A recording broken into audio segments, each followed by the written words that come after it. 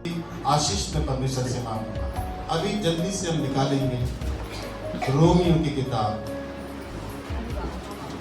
Bible में से।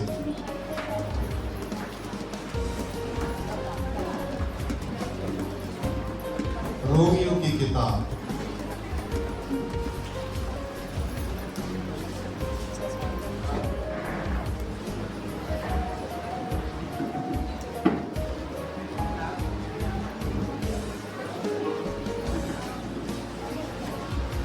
उसका 12 अध्याय।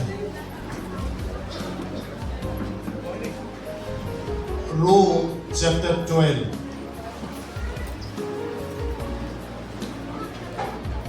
इस वचन को हम समझेंगे। मैं ज्यादा लंबा नहीं करूंगा, 10-15 मिनट के अंदर संदेश को समाप्त करूंगा। आपको एक इशारा दूंगा, आपको समझना है। बिल्कुल शांत बैठेंगे और बिल्कुल बात नहीं करेंगे।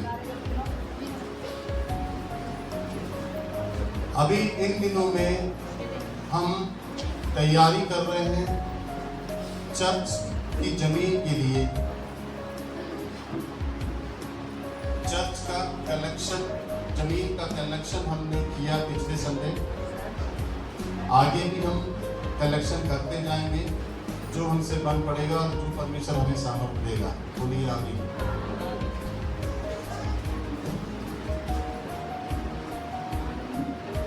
कुछ फोन मेरे पास ऐसे आए जो लोग परेशान हैं, और एक दो फोन नहीं, कई, जो लोग दिक्कत में हैं, जो लोग परेशान हैं। मैं आपसे एक बात कह देना चाहता हूँ, जब आप बहुत पैसे वाले होंगे, आपके पास अनाप शनाप पैसा होगा, तब परमेश्वर आपसे मांगेगा नहीं। ये बात आप नोट करना। जब आप दिक्कत में होंगे, जब आपके पास पैसे नहीं होंगे, उसी समय परमेश्वर आपसे मांगेगा। इसको कैसे समझें? उसको भूख लगी और वो अंजीर के पेड़ के पास गया, और अंजीर का पेड़ हरा था। जब देखा कि अंजीर के पत्ते हरे हैं, पेड़ हरा है, तो अंजीर खाने के लिए अंजीर के पास गया, पर उसे अंजीर नहीं मिला। पेड़ में पत्ते पत्ते थे। कभी कभी पेड़ में समय आता है, सीजन के हिसाब से वो फल देते हैं।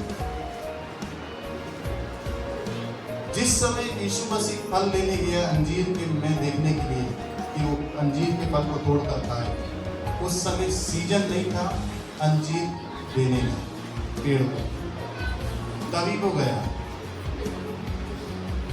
जब आपकी हैसियत नहीं होगी देने की, जब आप निर्बल और कमजोर होंगे देने में, उसी समय प्रभु आपसे मांगेगा, और उसी समय आप देने के लिए कैसा मन बनाते हैं प्रभु को।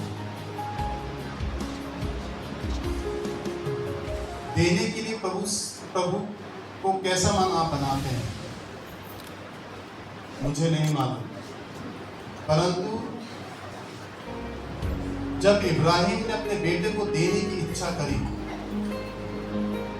तो इब्राहिम से परमेश्वर ने बेटा दिया नहीं, बेटा दे दिया। बोलो आमीन। समझना। तो ये भूल में मत रहना कि मैं बहुत आशीषित हूँ तभी मैं पैसे दूंगा, नहीं। ऐसे समय पर परमेश्वर मांगेगा जब आपके पर मुसीबत होगी, और ऐसे समय पर ही आपको बीज बोना है, ताकि मुसीबत के अंदर आने वाला श्राप टूट जाए। आमीन।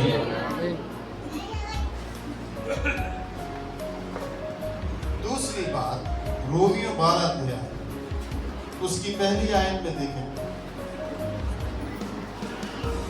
इसीलिए हे भाइयों, मैं तुमसे परमेश्वर की दया स्मरण दिलाकर विनती करता हूं कि तुम अपने शरीर को जीवित और पवित्र और परमेश्वर को भावता हुआ बलिदान करके चढ़ाओ, यही तुम्हारी आत्मिक सेवा है।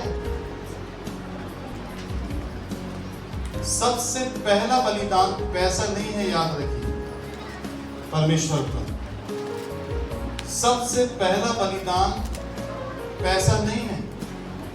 सबसे पहला बलिदान कोई वस्तु या कोई चीज नहीं है कि आप उसे चढ़ाएं। परमेश्वर को सबसे पहला बलिदान आप में से मालूम है क्या चाहिए?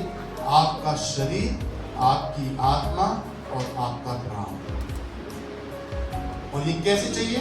पवित्र। कैसे चाहिए? जीवित। कैसे चाहिए? भागता हुआ करके बलिदान चढ़ाना अपने आप को। सही मायने में अगर आप बाइबल को पढ़ें और समझें, परमेश्वर की एक्चुअल जो भेंट है वो कोई वस्तु नहीं। परमेश्वर की एक्चुअल जो भेंट है वो आपकी देह है, आपकी आत्मा और आपका प्राण है। ये भेंट आप देख रहे हैं क्रूस पर, ये भेंट परमेश्वर के लिए चढ़ी। उसने अपनी देह को, अपनी आत्मा को, अपने प्राण को इस खुदा के लिए बलिदान कर दिया। और खुदा ने उस बलिदान को लेकर के हमारे लिए दे दिया। आप समझ रहे हैं? उसने अपने बलिदान को खुदा में बलिदान कर दिया और खुदा परमेश्वर यहोवा ने उसी बलिदान को लेकर हमारे लिए दे दिया कि इसके द्वारा हम नजात पाएं। अब प्रश्न और उत्तर सुनिए। क्या हमने अपने जीवन को परमेश्वर को भेंट चढ़ाया है? क्या हमने अपने जीवन को परमेश्वर को दिया है? क्या हमने अपनी देह, आत्मा, प्राण यीशु मसीह को सौंपी है और ये कहा है कि ये जीवन मेरा नहीं, तेरा है? जब हम इसी मानसिकता को लेकर के परमेश्वर को अपनी देह, आत्मा, प्राण, सबसे पहली भेंट है ये, और जीवन में याद रखिए सबसे पहली भेंट और सबसे पहली सेवा है परमेश्वर कि आप अपनी देह से, अपनी आत्मा से और अपने प्राण से परमेश्वर को सेवा दें। सबसे पहली सेवा यहां से शुरू होती है एक विश्वासी की। बाहर से कुछ भी करें आप, वो मायने नहीं है। आपका दिल परमेश्वर के पास होना चाहिए।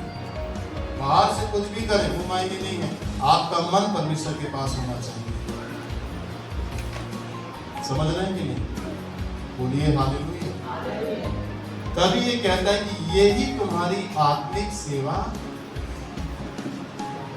सबसे पहली और आत्मिक सेवा मेरे अपने आप को परमेश्वर को देना,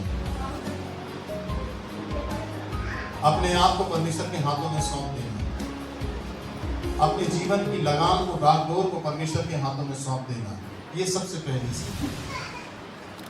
और जब एक व्यक्ति अपने आप को परमेश्वर को सौंप देता है, सुनना ध्यान से, अपनी देह, अपनी आत्मा और प्राण को परमेश्वर को सौंप देता है, जब एक व्यक्ति, उसको पैसे देने में दिक्कत नहीं होगी खुदा को। बोलिए आमीन। समझ गया? पैसे देने में दिक्कत क्यों है मालूम है? परमेश्वर को पैसे से भेंट देने में दिक्कत क्यों है मालूम है? अच्छी भेंट हम क्यों नहीं देते मालूम है? क्योंकि हमने अपने आप को भी अच्छे से परमेश्वर को दिया।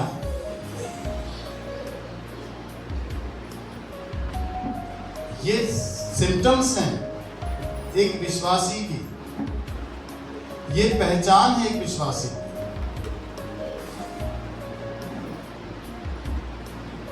हमें बुलाया इसीलिए नहीं कि हम भिखारी बन के उससे मांगते रहें, इसीलिए नहीं बुलाया उसने।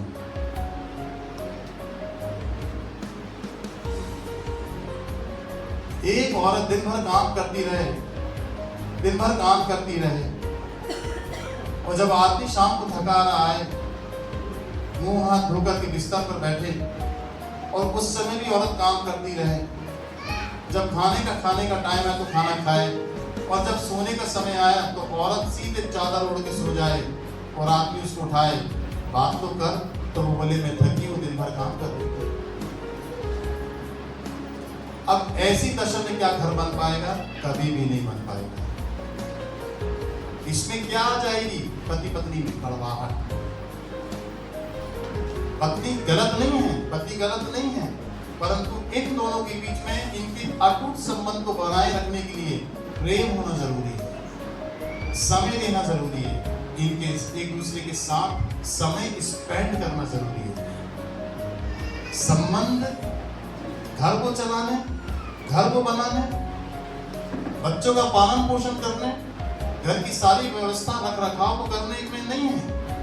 संबंध पति पत्नी के एक दूसरे के साथ समय देने और एक दूसरे के प्रति अटूट प्रेम में बने रहने से संबंध बना रहता है।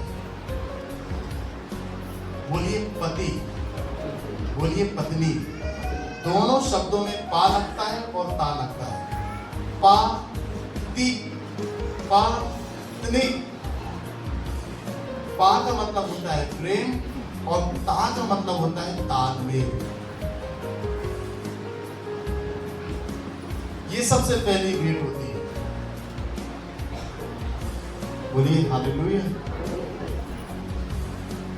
दिक्कत जब मैं प्रार्थना करता हूं तब प्रभु बताता, दिक्कत यहां पर है कि अगर हमने कमियों से दिया या नहीं दिया, जब वो मांगेगा अक्सर नोट करना आपके पास नहीं होगा कुछ भी।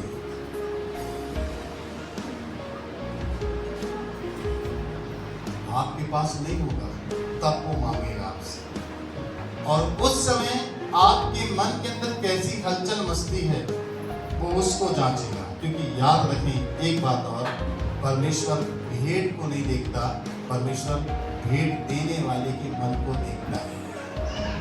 बोलिए आमीन। समझ में आ रहा है कि नहीं आ रहा है?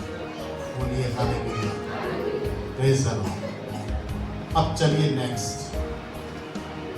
एलिया को बोला करेत नाले में जाकर छुप जा। बोलिए करेत, बोलिए करेत। अंदर आ जाओ भैया, अंदर बैठ जाओ, बाहर नहीं खड़े हो, अंदर बैठो। बोलिए करेत, बोलिए करेत। करेत का मतलब होता है काट डालना। करेत का मतलब होता है काट देना। करेत नाले में छुप, जो हुकुम वो बोलता मैं करेत नाले में छुपूंगा, और करेत नाले में जाकर छुप गया। और वो नाले का पानी तुझे पीना है, जो हुकुम। खाने की व्यवस्था तेरे लिए ऐसी रहेगी, कौवे तेरे लिए मांस और रोटी लेकर आएंगे। ठीक है। अकाल के समय में एलिया क्या खा रहा है? मांस और रोटी। कैसे समय पर? अकाल के समय। ये धर्मियों की पहचान है। ये एक बिल्कुल साफ सुथरे विश्वासी की पहचान है। अकाल के समय भूखे नहीं मरेंगे आप। अकाल के समय उत्तम से उत्तम खाने आपको खिलाएगा, जो आप अच्छे दिनों में नहीं खा पाए, वो अकाल के समय खिलाएगा।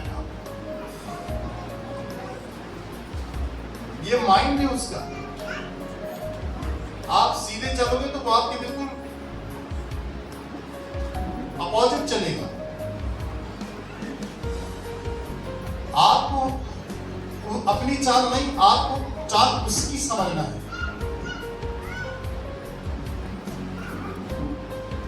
आपको अपने चलने के तरीके को नहीं, अपने जीने के तरीके को नहीं, आपको जीने के और चलने के तरीके उसको देखकर सीखना है, उस पर चलना है।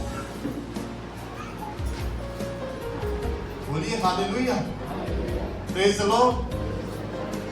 दूसरी बात, पानी खत्म होता जा रहा है करेत नाले का। पानी की धार कम होती जा रही है क्योंकि अकाल पड़ रहा है, जमीन सूख रही है। कुछ नहीं बोल रहा है वो, पानी खत्म हो रहा है तो पानी कैसे पीऊंगा, कौवे मांस ला रहे हैं तो नहीं लाएंगे फिर क्या करूंगा, कुछ नहीं बोल रहा है। परमेश्वर ने जो आदेश उसको दिया उसने उसको माना। अब सुने क्या होगा? पानी खत्म, बोले खत्म होने वाला है। अच्छा सुन, यहां से उठ, यहां से उठ के चल संपत नगर में जा। वहां एक बुढ़िया तुझे मिलेगी, लकड़ी बीनती हुई। वहीं जा, वही तुझे रोटी खिलाएगी। अब सुनना, सीधे उठा और सीधे सरपत नगर में चलना शुरू कर दिया। दूर से जाके देखता तो एक बुढ़िया लकड़ी बीनती है खाना पकाने के लिए। उसके पास आता है, बोलता है जा मेरे लिए एक गिलास पानी लेके आ। बोली जी। जैसे वो पानी लेने के लिए मुड़ती है ऐसे करके,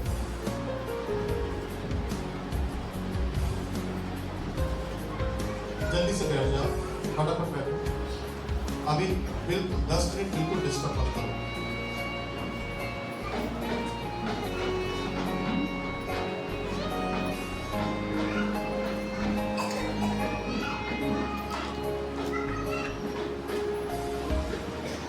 वही बैठना बेटा है, आगे नहीं आना ना, वही बैठना। जैसे ही उसने कहा कि जा पानी लेके आ गिलास में, जैसे ही वो पानी लेने के लिए आगे बढ़ी, बोलता है सुन, एक मैदे की रोटी बना के लिए आना मेरे लिए। क्योंकि परमेश्वर ने क्या बोला था एलिया को, वो तुझे रोटी खिलाएगा। अब सुनिए बेटा, बार बार आना जाना मत करो, प्लीज बैठ जाओ एक जगह, 10 मिनट शांत बैठ जाओ। खूब ढेर सारा पानी पी लेना, इतना सारा पानी है, कम से कम कुछ कितने लीटर पानी होगा हमारे पास, बहुत सारा पानी, नहा लोगे आप, इतना पानी। इसलिए 10 मिनट आराम से बैठ जाओ, प्यास को रोक लो, बाथरूम आ रहा है रोक लो, 10 मिनट आराम से, ठीक है। जोर से बोलिए हालेलुया, बोलिए प्रेज द गॉड। अब सुनिए, जैसे वो मुड़ी पानी लेने के लिए, उसको कहता है सुन, जाके मैदे का फुलका या रोटी बनाने वाला,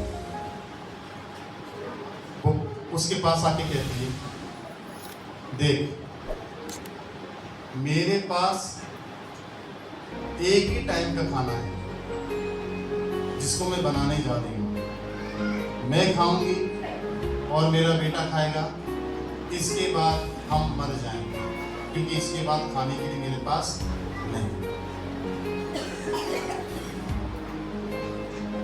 परमेश्वर क्या बोला उसको, वो तुझे रोटी खिलाई। वो क्या कह रही है, मेरे पास रोटी एक टाइम का खाना है, दिमाग नहीं घूमेगा। परमेश्वर क्या कह रहा है और क्या हो रहा है मां, कुछ नहीं बोला उसने, बोले जा तो लेकर तो आ, वो बात की बात देखेंगे तो भूखा मरेगी, भूखे मरेगी कि या नहीं मरेगी। अब सुनिए, उसका जवान लड़का, बात नहीं, उसका जवान लड़का और वो ये कह रहे हैं कि एक ही टाइम का खाना हम खाएंगे और मर जाएंगे। उसने बोला जा लेकर आ। वो सीधे गई और वो एक टाइम का खाना उसने फुलका तैयार किया और गिलास में पानी लाकर खुदा के दास के आगे रख दिया। आप समझ रहे हैं क्या बोल रहा हूं? ऐसे समय पर परमेश्वर आपसे मांगेगा जब आपके पास नहीं होगा। मैं आपसे एक बात कहना चाहता हूं, जब आपसे परमेश्वर मांगेगा और आपके पास नहीं है, उस समय मना मत करना कि मैं नहीं दे सकता, क्योंकि ये तो ना तो आप जानते हो और ना आपका विवेक और ना सामने वाला कोई व्यक्ति, ये परमेश्वर जानता है कि वो आपको कैसे आशीषित करे। बोलो आमीन। कुछ आर्गुमेंट नहीं किया उसने, वो गई फुलका बना के लाके दिया और उसने खाया और आराम किया। फिर जब वो बनाने अपने लिए गई, बोला तू जाके अपने लिए बना, उतना ही मैदा और उतना ही कुप्पी में तेल दोबारा उसके अपने आप आ गया। बोलो आमीन। समझ रहे आप? ये पवित्र आत्मा ने कल रात में मुझे 3 बजे बताया है कि लोगों को सिखा।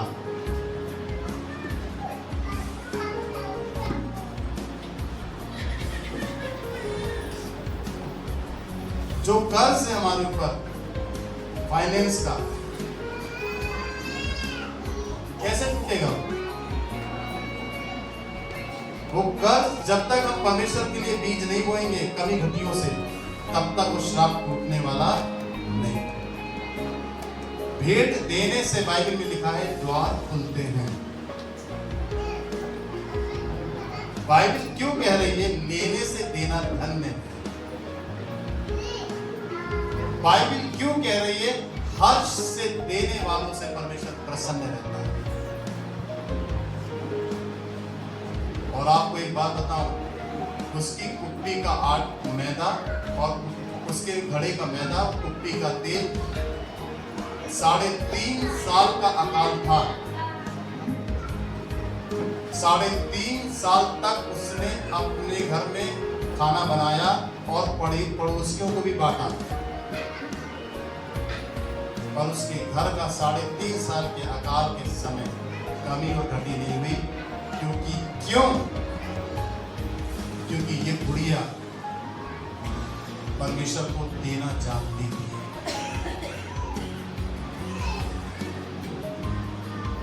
परमेश्वर को देना जानती थी, तभी बुड़बुड़ाया नहीं कि मैं नहीं दूंगी, मेरे पास तो एक ही टाइम का खाना है। ये देना जानती थी। आपको भी देना सीखना है और जानना है। किसको? परमेश्वर। बोलिए हालेलुया, बोलिए प्रेज द लॉर्ड। वचन वही है, इसको समझने का तरीका हमको आना चाहिए। कुछ भी पढ़ लें, कुछ भी समझ लें, कुछ भी बोल दें, नहीं। जोर से बोलिए हालेलुया। क्योंकि समस्या सबसे बड़ी मालूम हमारे साथ क्या है? जहां हमारा धन है ना, वहीं हमारा मन है। और परमेश्वर ने क्या बोला? तुम 2 स्वामी की सेवा नहीं कर सकते।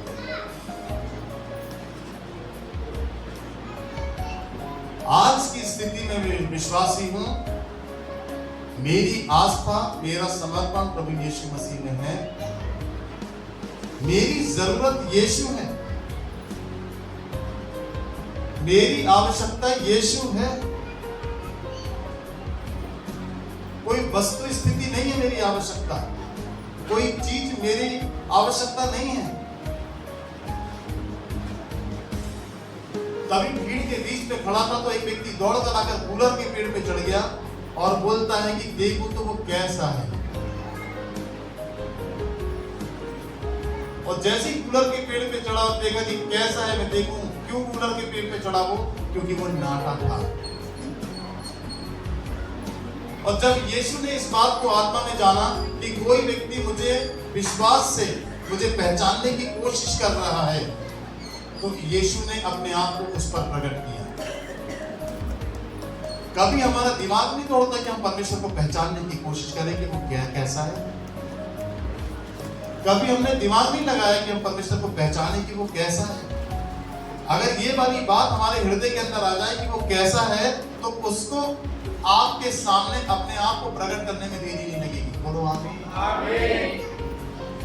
सब कुछ छोड़ के आ जाएगा वो आपको अपने आप को दिखाने के लिए। सारी भीड़ को छोड़कर आया जक्कई के पास और जक्कई से कहता, ए जक्कई, झट से नीचे आ जा, आज मुझे तेरे घर में रहना है। सीधे घर में लेके गया।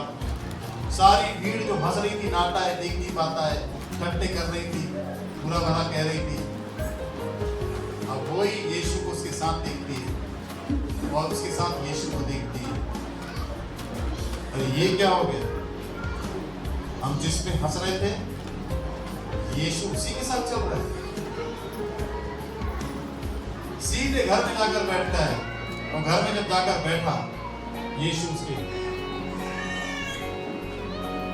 सीधे जाकर भागता है, तिजोरी खोलता है अपनी, सारा पैसा जितना इकट्ठा किया था कपाट के 2 नंबर से, 3 नंबर से, 4 नंबर से, जो भी काला पीला उसने किया था, वो सारा पैसा इकट्ठा करता है। बोलता, प्रभु मैंने जिसका लिया है उसको 4 गुना वापस करना चाहिए। बोलो आमीन। क्यों किया उसने ऐसा? ऐसा क्यों किया? उसने अपने जीवन की पूंजी को निकालकर उसने बांट दिया। जो उधार था उसको 4 गुना वापस किया। जिनको उसने परेशान किया उनको दे दिया। जिन को उसने सताया अपने जीवन में, जिन का उसने लूटा, जिन को उसने बर्बाद किया, उनको 4 गुना वापस किया उसने। क्यों किया ऐसा? आपने कभी जानने की कोशिश की कि उसने ऐसा क्यों किया? उसने ऐसा इसीलिए किया क्योंकि वो समझ गया था कि उसका धन उसके जीवन का निर्वाह नहीं कर सकता। उसके जीवन का निर्वाह करने वाला उसके घर के अंदर बैठा है, उसका नाम है यीशु मसीह। याद रखिए, आपका जीवन का निर्वाह धन दौलत रुपया रोटी कपड़ा मकान नहीं कर सकता। आपके जीवन का निर्वाह यीशु मसीह कर सकता है। मैंने कहावत बोली और आज भी बोल रहा हूं,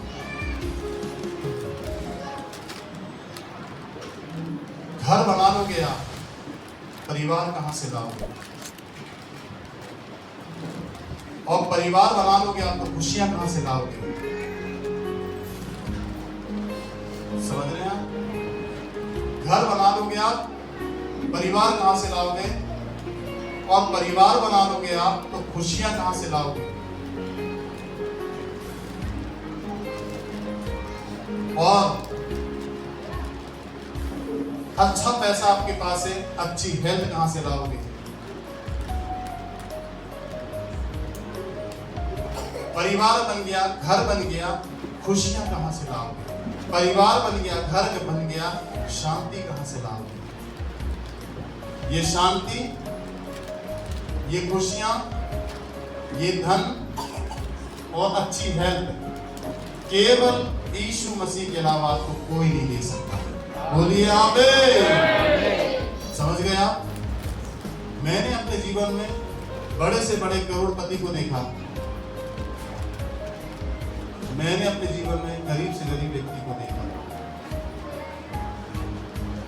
बस दोनों में कमी यही रही कि उनके जीवन में यीशु मसीह नहीं था। इसीलिए कोई ना कोई कमी, कोई ना कोई घटी उनके जीवन में रही। इसीलिए चर्च, हमारी आवश्यकता मसीह यीशु है। आमीन। हमारी आवश्यकता क्या है? मसीह यीशु। क्यों खड़े हो आप? क्यों खड़े हो आप? बैठ जाओ, पीछे जाओ, पीछे जाओ, सामने से हटो, बैठ जाओ या फिर बाहर हो जाओ। आप समझ रहे हैं मेरी बात? इसीलिए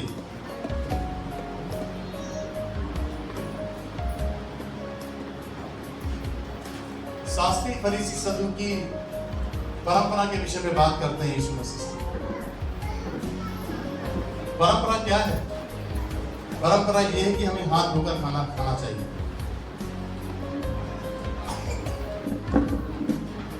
एक प्रकार से ये परंपरा है कि हमें हाथ धोकर खाना खाना चाहिए। मेरे चेले हाथ धोकर खाना नहीं खाते।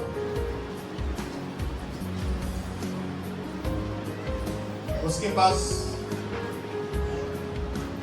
ये बात आई और जब उसने देखा तो वो सामने ही थे। बोले मनुष्य जो कुछ खाता है वो उसके पेट में जाकर संडास से निकल जाता है, वो उसको अशुद्ध नहीं करता। परंतु हम सोचे कि खाने से हम अशुद्ध होंगे, नहीं, परंतु हमारे मनों के अंदर गलत विचार, गलत भावनाएं, गंदी सोच, ये चीजें हमको अशुद्ध करती हैं। खाना हमको अशुद्ध नहीं करता। मैंने ऐसे ऐसे छोले मेरी पत्नी ने खाए हैं जो सड़ गए थे। मैंने कभी कभी ऐसा खाना खा लिया, बिरयानी जो सड़ी हुई थी, स्मेल आ रही थी, मुझे पता नहीं, हमने खा लिया। खाने के बाद जब हमने ध्यान से सूंघा पता चला तो सड़ गई, पर हमने खा लिया। ज्यादा से अधिक आधे से ज्यादा भी खा लिया हमने। पर हमारे मन के अंदर ये बात नहीं है कि अब इसका फूड पॉइजन होगा हमारे पेट में, नहीं, वो पच गया और संडास से निकल गया। मेरे उन लोगों को ऐसा क्यों हो गया, फूड पॉइजन क्यों हो गया, पूरे जम्स थे, खाने से बदबू आ रही थी। तभी वाला वचन प्रभु मुझे देता है, ऐसा नहीं।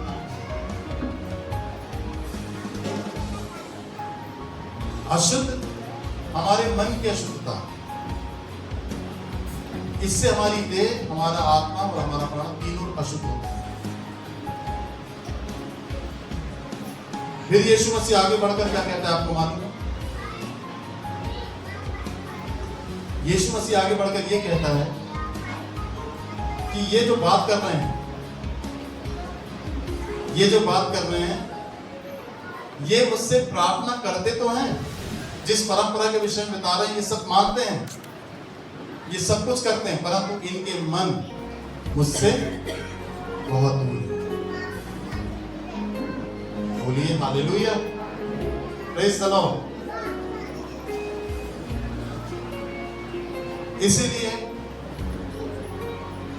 हमेशा हमें परमेश्वर को पहचानने की जरूरत है, हमेशा हमें उसको जांच समझने की जरूरत है,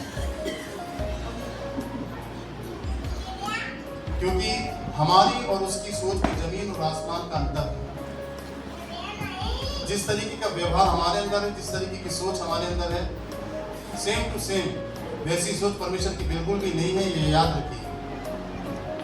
परमेश्वर आपसे अलग भिन्न तरीके से विचार रखता है अपने अंदर। इसीलिए बाइबल में लिखा है कि परमेश्वर की बुद्धि का मंत्री कोई नहीं हुआ, उसे कोई नहीं सिखा सकता है कि तू ऐसा कर, तू वैसा कर, कोई नहीं बता सकता उसको, वो अपनी मर्जी से सारे कामों को करता है। कोई गाइडलाइन नहीं है उसके पास, कोई सिखाव नहीं है, कोई टीचर नहीं है उसके पास उसे गाइड करे। वो अपने में सक्षम है, वो अपने में एक पूरी संपूर्ण सिद्ध स्पिरिचुअल, या मैं ये बोलूं नॉन मटेरियल बॉडी है। वो एक सिद्ध नॉन मटेरियल बॉडी, अपने में एक सिद्ध बॉडी है वो, उसके अंदर किसी प्रकार की कोई कमी या किसी प्रकार की कोई ऐसी रुकावट नहीं है, अपने में वो सिद्ध है। बोलिए परमेश्वर। आपको मालूम परमेश्वर का मतलब क्या होता है? परमेश्वर का मतलब होता है सिद्धता। इसलिए यीशु मसीह के बारे में पौलुस ने इब्रानियों 12 में क्या कहा? सिद्ध करने वाले की ओर ताकते रहो। क्या बोला यीशु? सिद्ध करने वाले की ओर ताकते रहो। आमीन। मेरे पैसे से बड़ा मेरा परमेश्वर है। बोलिए आमीन। घर में जाएं या चर्च खत्म होता है, अपने हाथों को फैलाकर उससे कहें, बता तू क्या चाहता है मेरे जीवन से, वो मैं तेरे लिए दूंगा। मेरे पास सिर्फ 1 रुपए पड़ा तुझे देने के लिए, और वो भी मैं सोचता हूं अपने लिए रखा हूं। मेरे पास सिर्फ 2 रुपए पड़ा है मुझे तुझे देने के लिए, मेरे अपने खर्चे के लिए। मेरे पास सिर्फ 500 रुपए पड़े हैं मेरे खर्चे के लिए, बस। मेरे पास सिर्फ 5000 रुपए पड़े हैं मेरे खर्चे के लिए। मेरे पास सिर्फ 50,000 रुपए पड़े हैं मेरे खर्चे के लिए। मेरे पास सिर्फ 1 लाख रुपए पड़े हैं मेरे खर्चे के लिए। मेरे पास सिर्फ 5 लाख रुपए पड़े हैं मेरे खर्चे के लिए। नहीं, मेरे पास जो भी है वो सब कुछ तेरा है। बोलो आमीन। समझ गए कि नहीं? क्या बोला उसने? जा 1 गिलास पानी ला और 1 मैदे की रोटी बना के ले गया। उसके पास एक ही था मैदा, एक ही रोटी का मैदा था, और वो दिलेरी से भी बना के ला के दे दी। क्यों दे दी? क्योंकि वो विश्वासी थी और वो जानती थी कि जो कुछ मेरा है वो परमेश्वर है। आमीन। ये बात हमेशा याद रखिए। जब उसके संकट अंत समय में आएंगे, वो बता के नहीं आएगा कब आ रहा है। तो ऐसे ही आपसे जो भी कुछ लेगा तो बता के नहीं लेगा, बस उसी समय लेगा जब आप कठिन समय में हो जाते। अंजीर के पेड़ के पास तभी गया जब फल देने का सीजन नहीं था, तभी उससे उसने फल मांगा। बोलिए आमीन। परमेश्वर आपको बरकत दे। God bless you. कोई भी एक भाई या बहन खड़े होकर जोर से प्रार्थना करें।